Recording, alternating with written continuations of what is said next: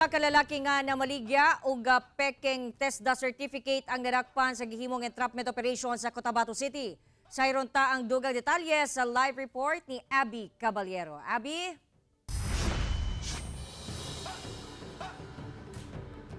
John D, nagpahimangno karon ang TESDA batok peke nga national certificate kun NC2 human dunay 20 anyos nga lalaki sa Cotabato City ang nadakpan tungod sa pagpamaligya og peke nga NC2.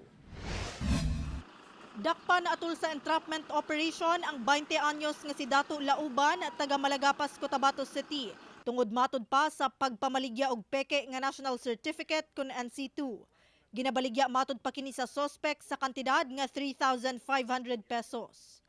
Naka-recover nga po tayo dun sa faking NC2 TESDA certificate. Base na rin po sa investigasyon natin as yung suspect po natin ay nagtatransact through online. Nasayran sab nga ubay-ubay na di ay ang nabaligya nga peke nga NC2 sa suspect. Ug duna sab kini kaubanan nga ginapangita na sab karon sa otoridad. Base na rin po sa recover nating cellphone na hawak po ng ating suspect. Mga sobra 100 na rin po ito at doon din po sa kasamahan niya, may inibisigan po tayo ng mga kasamahan niya na nag-i-issue nga rin po ng TESDA certificate na hindi po dumaan sa proper na proseso. Samtang gipasakaan na og kasong estafa, swindling ug falsification of public documents ang suspect. Tungod niini mas gipakusgan sa TESDA 12 ang ilang monitoring kalabot sa mga gapamaligya og peke nga NC2. Pwede daw mahibalaan kung lehitimo ang NC2 pinaagi sa QR code nga anaa sa certificate.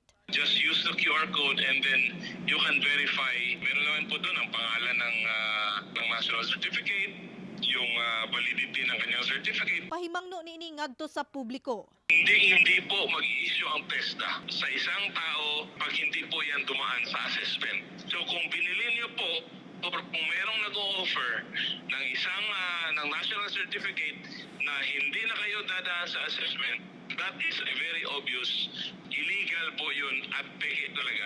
Ako si Abby Caballero para sa At Home with GMA Regional TV.